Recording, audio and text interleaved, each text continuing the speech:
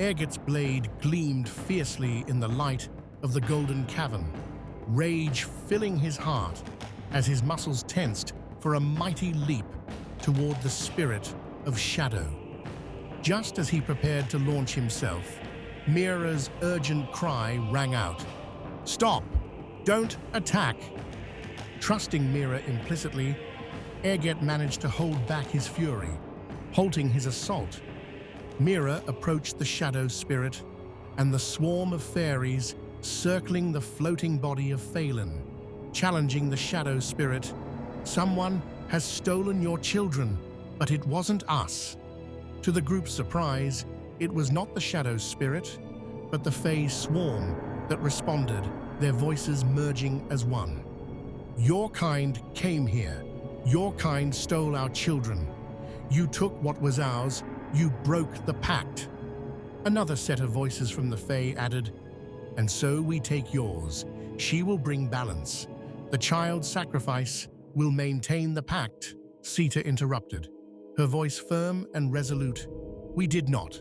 Whoever did this may have looked like us, but they were not us. You were deceived." Suddenly, a mighty scream erupted from the spirit of shadow. A wave of magical energy washed over the cavern as the shadow creature cast a spell. The group was engulfed in a vision, a ghostly retelling of past events. They saw a group of elves sneaking into the cavern and stealing 4 iridescent magical eggs from a pool of water around a central fountain. In the background, barely discernible in the darkness, was an older human woman. "Be quick! I cannot keep us hidden for long. We must not be seen." Her powerful and demanding voice echoed. The elves quickly placed the eggs into large sacks and hurried away. The vision ended, and the Fae spoke again. The human led them. The human witch deceived and hid them. The thought of a human infiltrating this sacred place was abhorrent to the She of the Green Home. These lands were sacred and undefiled by outsiders. The gravity of this revelation struck the party. "A human here?" Airget exclaimed, disgusted and angry. "And those elves, they wore the markings of our brothers and sisters in the Lone Wing clan. This cannot be. The Lone Wing and the humans, it's unimaginable." The Lone Wing clan of elves are the most fundamentalist and fanatical of the She of the Green Home.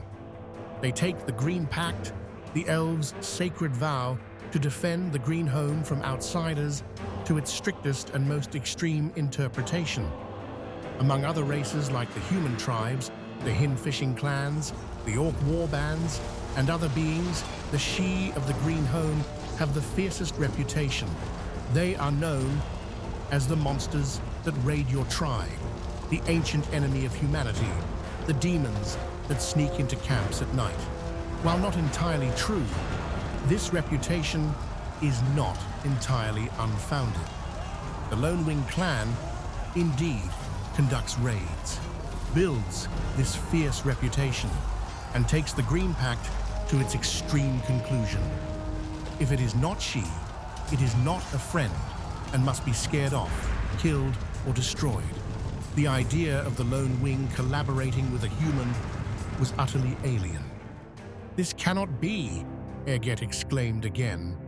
"We cannot understand what we just witnessed, but I assure you, those elves were not us, not our clan. We know their clan. Let Phelan come back with us, and we will find and hunt down those who stole your eggs and bring them back to you." Mira's voice was resolute. The Fae swarm spoke again in unison. "We agree. A pact is struck. We release Phelan to you, and you will bring our eggs back to us to restore balance." A single fairy broke from the swarm and flew to Mira. With a wave of its hand, one of Mira's tattoos peeled off like a leaf from a wet rock. The fairy placed the symbol on each of the group's forearms, marking them.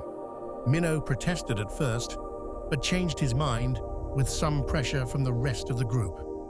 By ancient vow and mystic act, this binds you to our sacred pact.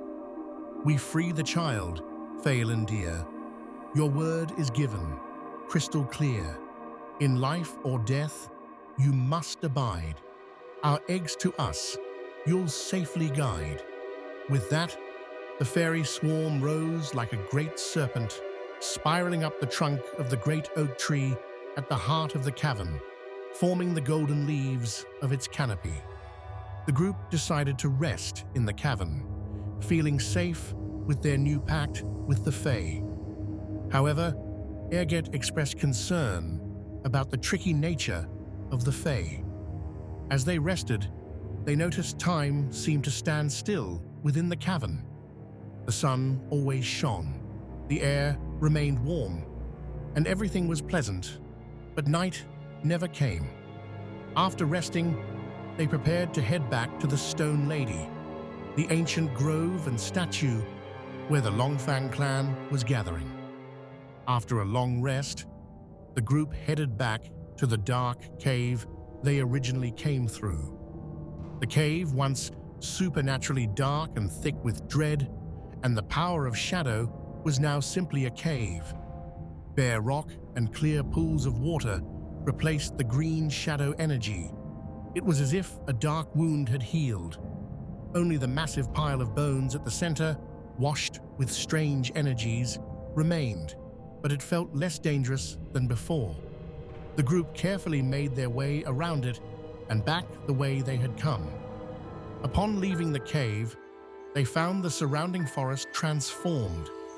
No longer dark and foreboding, it was now vibrant and full of life, as if a nightmare had ended or one world had changed into another. Whatever had happened, the group felt they had caused some positive change in their beloved green home.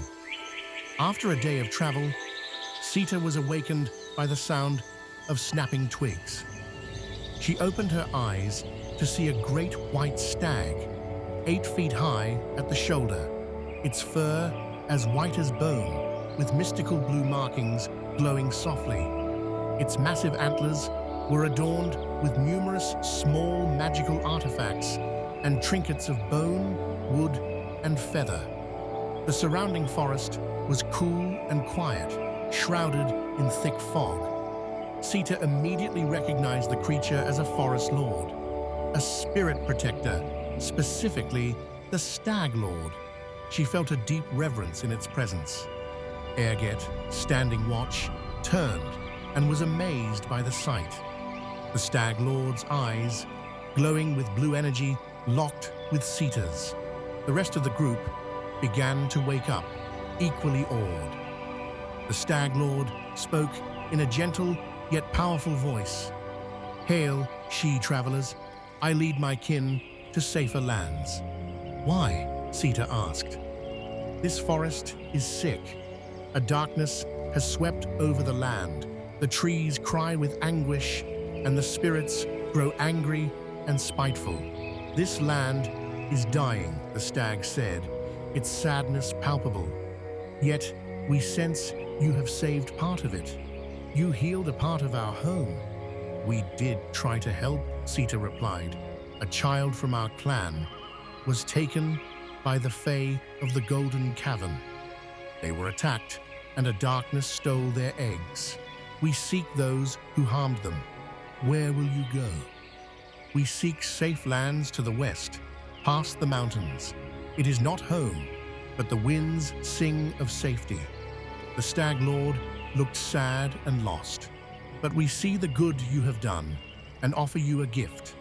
It stepped forward, bending its head towards Sita. "Take one." Sita reached out and took a small dream catcher tied to the antlers. "Thank you, Forest Lord," she said, bowing. The Stag Lord bowed in return and walked away into the mist, followed by hundreds of black forest elk hidden by the fog.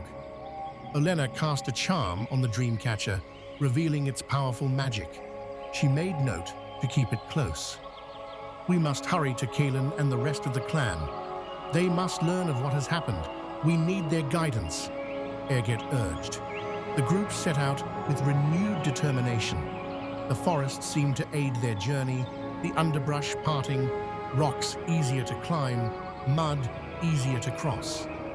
The spirit of the green home was with them, filling their hearts with assurance that their cause was just.